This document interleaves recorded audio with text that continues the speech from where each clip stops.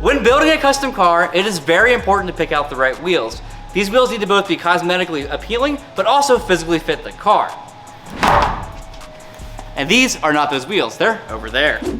And the wheels we chose for our super wide 928 project, these super wide phone dials. Typically when we're doing a wide body build, we like to start with the wheels and tires that are going on the car and build the fenders to them. Unfortunately, we didn't have these wheels very quickly, so instead we used race wheels we had laying around that were close enough to the offset and size that we wanted to use. So today's the big day. We get to finally mount these wheels onto the Porsche 928 and see if our math added up. And by our math, it's Tony's math. Right now we have about maybe half an inch of lip. We don't need that much lip. So right. I'm gonna bring it down to like a 1/4 inch instead. Oh yeah. Yeah! Dude! Now that's a tucked tire. This is where I wanted it to be. I wanted it to be like lip to that-ish. This is exciting. Like I am genuinely excited right now. Peppa Pig is excited right now. The quarter panel there with the wheel and the deep dish. Yeah. That's titillating. I like that word. That's yeah, not appropriate. Word. I didn't say weirdo. Anything. This is the response from the client to the wheels. Just love to see it. So now that the tires and wheels are on, I need to go through and splice these quarter panel pieces together. Now they're in separate pieces like you mentioned earlier, so we can move things around, and also because it was just too much metal to work in at once, it's too much shape. Anyway, there are some details that need to be refined, like right now, from this panel to this panel, it is not a straight line. They're very, very easy fixes, but again, need to be refined. And then also, I need to go through and scribe and cut, so all these can be butt welded to each other because I do not want them to be lapped. Lapping exterior body panels is a no-no. Nope, never do it. So I'm going to be showing you my patented process. The process for which I'm going to be welding these quarter panels. It's the way I weld any exterior body panel, how I go from a lapped piece like this to a seamless weld that is mostly invisible. So let's get started. This is Dychem Steel Blue Layout Fluid. It's for machining, for seeing if you have machining marks you need to get out for polishing or whatnot. I like to use it for scribing between two panels when I'm welding them together. This way you can use a really skinny tool and make sure you get the perfect tight fitment that you want. So now once it's sprayed on, I'm able to go through and use a scribe and actually have a nice marking see, because right now you can see if I scratch it here, it's very prominent and it's extremely skinny, so I have a nice tight line to follow when I grind it and file it back. That'll fit like a puzzle piece. So without any further ado, let's go ahead and scribe this thing.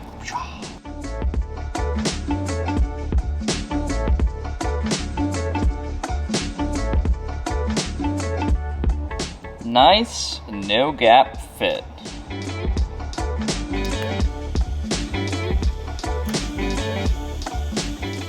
All right, so I've gone through now and I've tacked every half inch or so throughout the entire weld seam here. What I'm going to do next is I'm gonna hammer and dolly, which I already started a little bit here, to stretch these tacks back out. And then I'm gonna blast it through it in one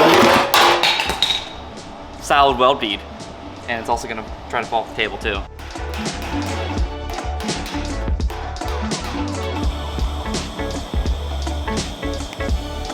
So now that I got this welded, I want to cross it in one solid bead. I have a lot of reasoning behind that, and we'll get into that in a later video, but for right now, I'll just say I prefer to have a consistent heat across the panel rather than jumping around and having it warp from it buckling and whatnot, because you guess what? It's going to warp no matter what you do when you weld a panel. It's going to warp. The best thing you can do is make sure that heat is extremely consistent, because then you can consistently go across the panel to stretch it back out. See, it's burned in nice and flat. Good penetration both sides. That's what you want to start your seamless invisible butt weld.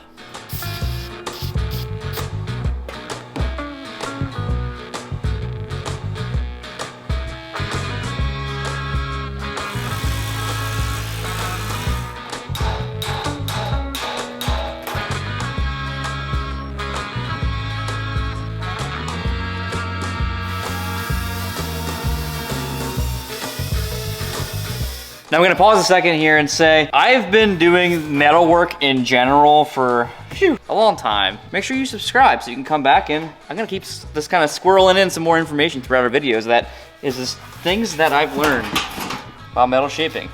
Save yourself some time. Come back.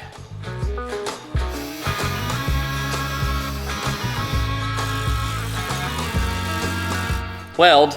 What weld? It's a little wavy yet still, but all the metal finishing will be done at the end. I'm just gonna get 90% of the way there, and then we'll come back to it later. The last 10% is what takes the longest though. I think the next move now is to do the top sill here. Going to remove it, scribe it, cut it, weld it, do it all over again. But this time, it's gonna be a little bit different.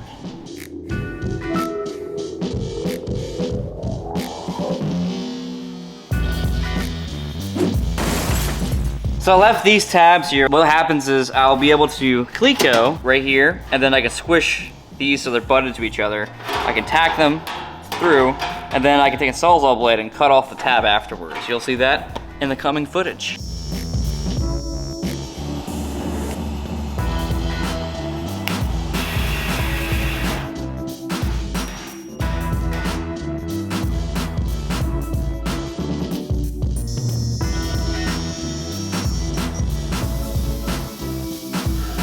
So you'll notice that the upper and lower panel here, I made sure they're exactly on the same plane with each other. If there's any kind of deviation whatsoever, you're gonna have extra warpage that's gonna be a pain in the butt to work with later. So I took the time to go through and make sure every single square inch of this is completely level. Let's blast it.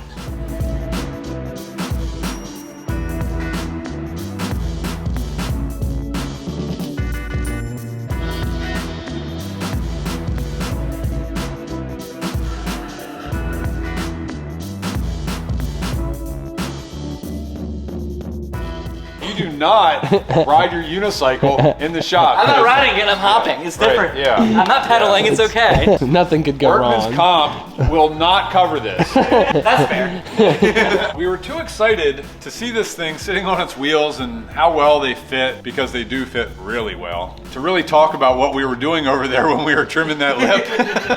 Yeah. Let's trim this quick, we gotta get it down. Listen, I needed to see it on the ground. Right. So what we were doing is, there's a flange built into this for rigidity in the fender. I left it oversized on purpose because the larger the flange is stronger, and also to adjust it, I can shrink stretch it much easier when there's enough to grab. Now that we're past that point, Yeah. we need to get rid of as much of that lip as we can, Yeah. so we can keep the tire close to the fender, but still have this strong. And again, this is something that we did this a little bit out of order due to necessity. We had a longer wait for the wheels, and we didn't want to wait around. So we mocked up using similarly sized wheels and wheel spacers to know where this edge was going to be, and then worked up through clay to get our design. Took measurements off of the clay so that we could order the right wheels, have the right offset and width, and formed all of this stuff roughly and with great confidence that we were going to be right. That's called experience.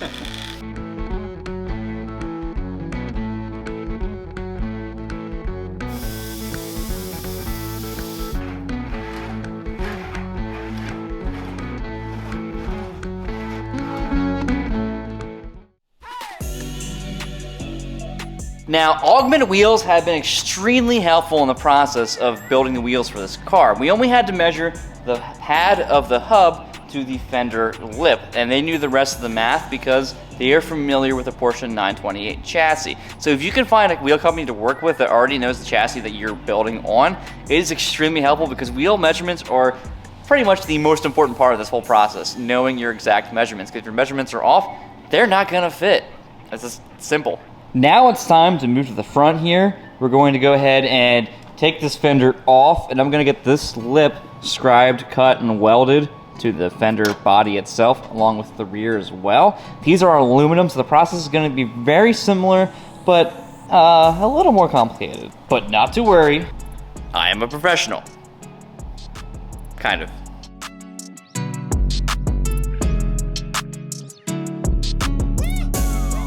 It's so soft. 3003 series, in case you're wondering.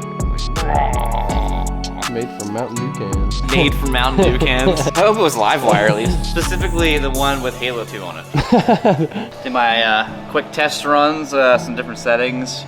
I'm going to go on a little bit colder side because I have two edges I'm melting together, and aluminum is very cantankerous with that, so we'll see how this goes.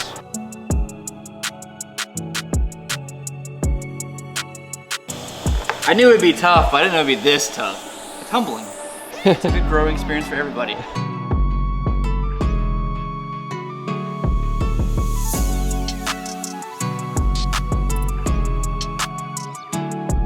I like to weld both sides of aluminum because when you weld it, and you have to do a lower heat because it's the edges and whatnot, it's just good to make sure you have good penetration the whole way through. Let's go make it pretty now. Mm-hmm. It got a little wonky through here, didn't it? A little globby. Fixing all my problems with welding. But you'll have that, unfortunately. Especially with aluminum.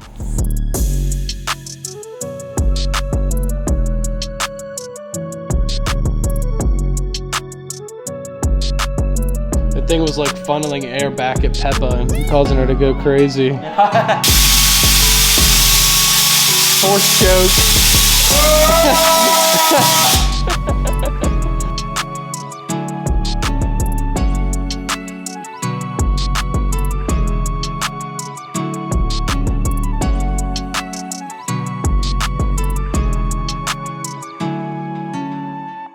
I have a solid, like, I don't know, half-inch almost of a flange underneath here, just like the rear. And the rear, we kind of solved that by grinding it back. Typically, what is common is to use what's called as a fender roller. And I will probably use a fender roller at some point in this project once, you know, things are welded together and solid, just to kind of like tune up the edge and get it consistent and flowing. But I've had better luck actually with using a wooden block and tapping with a plastic mallet on the backside for rolling fender. In this case, it's a little more extreme because we're hand making a custom fender half. But if you're at home, you have a car build and you've got put wider wheels on it, you just want to bulge it a little bit, a fender roller can be a good friend to have. Even better is a friend who has a fender roller that would let you borrow it.